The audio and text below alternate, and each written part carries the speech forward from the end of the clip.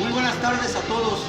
Mi nombre es Mario Pérez y a continuación les voy a declamar la poesía de ¿Por qué me quité del vicio?, que dice así: no es por hacerles desaires, es que ya no soy del vicio. Ustedes me lo perdonan, pero es que hace más de 5 años que no bebo copas, aunque ande con los amigos. Que si no me cuadra, harto. ¿Pa' qué de hacerme el santito si he sido rete borracho como pocos lo hayan sido? Pero ahora sí ya no bebo, aunque me lleven los pingos. Desde antes que me casara y comencé por el vicio, ya luego, ya de casado, también le tupí macizo. Pobrecita de mi vieja, siempre tan buena conmigo. Por más que le hice sufrir, nunca me perdió el cariño. Era una santa la pobre y yo con ella un mendigo. Nomás para que no sufriera, me llegué a quitar del vicio, pero poco duró el gusto. La de mala se nos vino y una noche de repente quedó como un pajarito.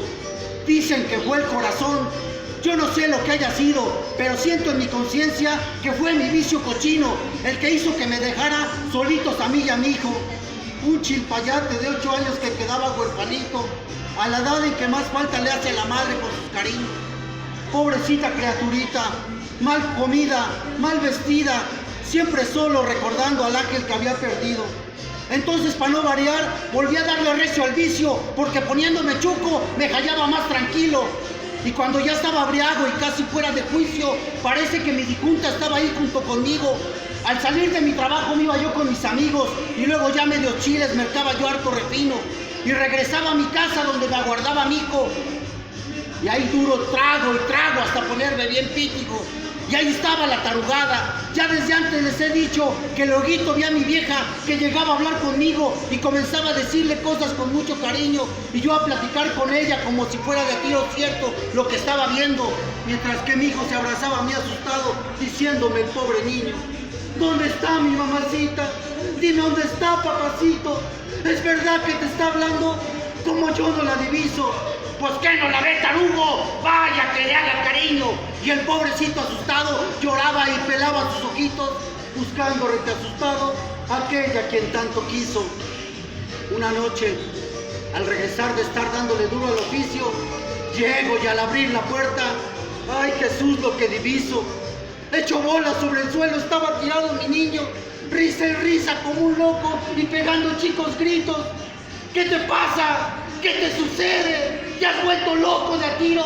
Pero entonces en la mesa vi el frasco del resino que yo había dejado lleno, enteramente vacío. Luego comprendí lo que pasaba y me puse retornino y con un grito asustado que le hizo volver al juicio y con una voz de angustia que no de olvidar del vicio. ¿Qué hiciste, escuincle malvado? ¿Has bebido del resino? Para que aprendas a ser bueno, voy a romperte el hocico. Luego comprendí lo que pasaba y me puse retornino y con una voz de angustia que no he de olvidar me dijo: no me pegues, no me pegues, no soy malo, papacito. Fue por ver a mi mamita como cuando habla contigo. Fue para que ella me abrazara y me hiciera hartos cariños. No me pegues, no soy malo, papacito. Fue porque ella me abrazara y me hiciera hartos cariños. Pues me siento tan solito. Desde entonces ya no bebo, aunque ande con los amigos. Y cuando siento las ganas de echarme por ahí un traguito, porque siento el gusanito, nomás me acuerdo de mi hijo y entonces sí, ya no bebo, aunque me lleven los pingos.